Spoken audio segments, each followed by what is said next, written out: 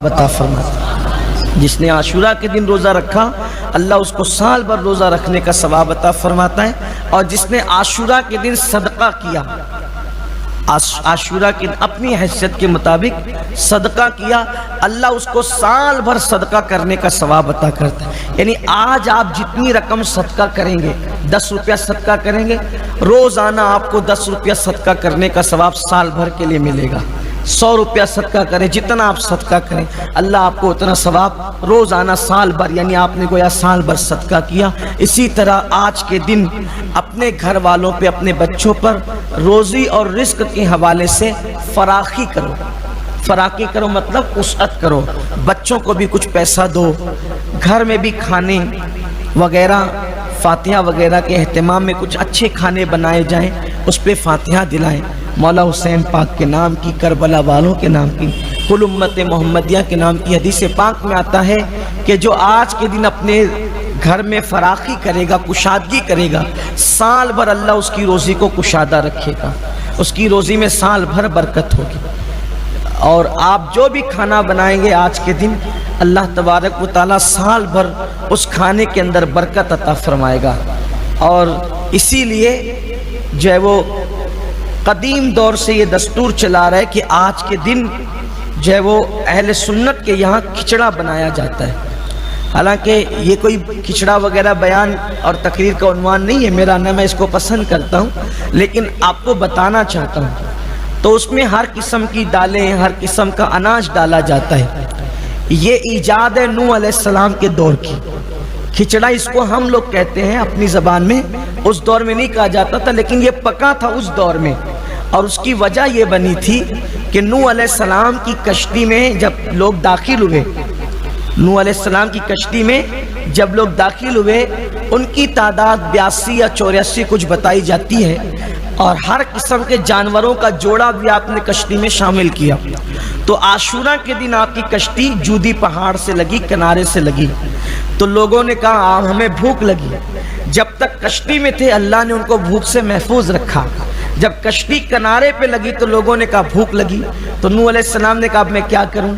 تو آپ نے فرمایا جب تم کشتی میں آئے تھے تو تم اپنا کچھ نہ کچھ سامان تو لے کر کے آئے تھے۔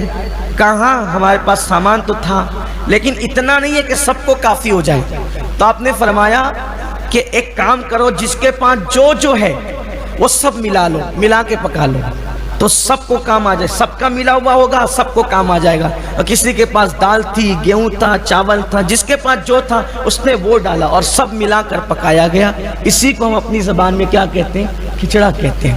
یہ یعنی کہ ہمارے بزرگوں نے جو کچھ کیا ہے، اگرچہ قرآن حدیث میں واضح اس کا ثبوت ہو نہ ہو، لیکن کہیں نہ کہیں سے اس کی لنک ضرور ملتی ہے۔ آپ یہ نہ سمجھے کہ آج آپ 14 صدی کے بعد بہت بڑے دیندار، بڑے تعلیم یافتہ، بڑے حدیث اور قرآن کے جاننے والے پیدا ہو گئے اور ان کو کچھ بھی نہیں پتا تھا، وہ ایسے ہی جاہل جپٹ تھے۔ ایسا نہیں تھا۔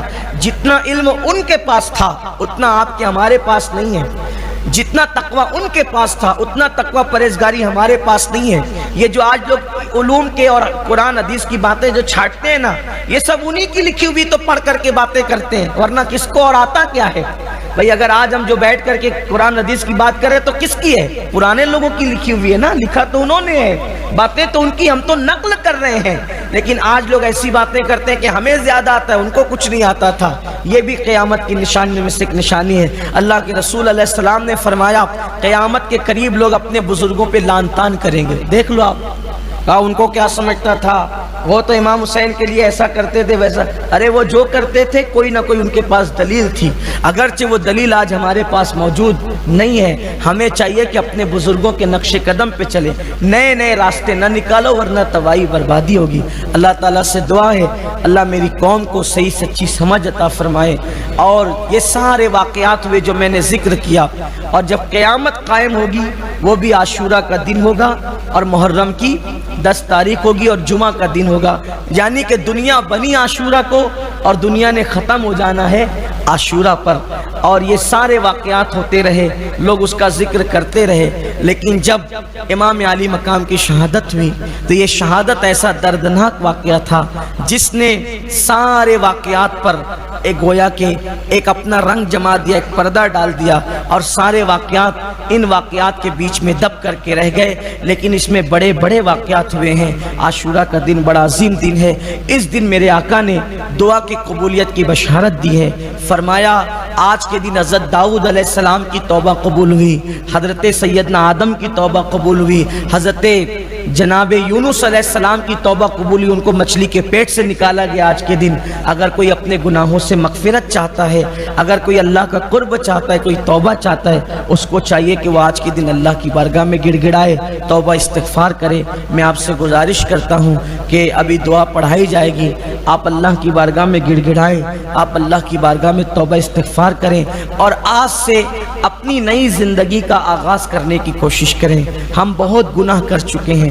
دیکھو پوری دنیا میں جو آج قوم مسلم کی ذلت ہے، رسوائی ہے، اس کا سبب ہمارے اعمال ہے، ہمارے گناہ ہے، ہماری برائیاں ہیں۔ ہمارے اعمال اچھے نہیں، ہماری زبان اچھی نہیں، ہمارے احوال اچھے نہیں، حلال کی طرف ہماری توجہ نہیں ہے، آنکھیں گناہوں پہ لگ گئی، زبان گناہوں پہ لگ گئے، کان گناہوں پہ لگ گئے۔ اللہ کے بندو، ایک دن اللہ کی طرف رجوع کرنا ہے، ایک دن اللہ کی طرف پلٹنا ہے، مرنا ہے، اللہ کو منہ دکھانا ہے۔ اس لیے اللہ کی بارگاہ میں سچی توبہ کرو اور نیک بنو، کم سے کم نمازی بنو۔ مسلمان اور کافر میں بزرگوں نے فرمایا، صحابہ نے فرمایا، مسلمان اور کافر میں فرق یہ ہے کہ مسلمان نماز پڑھتا ہے، کافر نماز نہیں پڑھتا۔ سوچو تو صحیح، کتنی بڑی بات کہی صحابہ نے کہا جو نماز پڑھتا تھا ہم اس کو مسلمان سمجھتے تھے، جو نماز نہیں پڑھتا تھا ہم اس کو مسلمان نہیں سمجھتے تھے۔ آج ہماری زندگی میں نماز نہیں ہے، کھیل کود میں ہمارے بچے، ہمارے جوان نمازوں کو ترک کر رہے ہیں۔ وہ کون سا گناہ ہے جو ہمارے گھروں کے اندر نہیں ہو رہا ہے؟ اللہ کے بندو، گناہ تباہی لاتے ہیں، گناہ بربادی لاتے ہیں، گناہوں سے اللہ ناراض ہوتا ہے۔ اس لیے اللہ کی بارگاہ میں توبہ کرو، نیک بنو، لوگوں کے دکھاوے کے لیے نیک نہ بنو، اللہ کو دکھانے کے لیے نیک بنو۔ تنہائی میں بھی گناہ مت کرو، تنہائی میں بھی گناہوں کو چھوڑو۔ لوگوں کے درمیان اس لیے گناہ مت کرو کہ لوگ دیکھ رہے ہیں، لیکن اکیلے میں جب گناہ کا وقت آئے تو سوچو کہ اللہ دیکھ رہا ہے۔ اس لیے مومن کی شان یہ ہے کہ مومن اکیلے میں گناہ سے بچتا ہے۔ اللہ کی بارگاہ میں توبہ کر کے اللہ کو راضی کرنے کی کوشش کرو۔ میں اللہ پاک سے دعا کرتا ہوں میرا اللہ ہم سب سے راضی ہو جائے، اللہ ہم سب کا حامی و ناصر ہو۔ آئیے وہ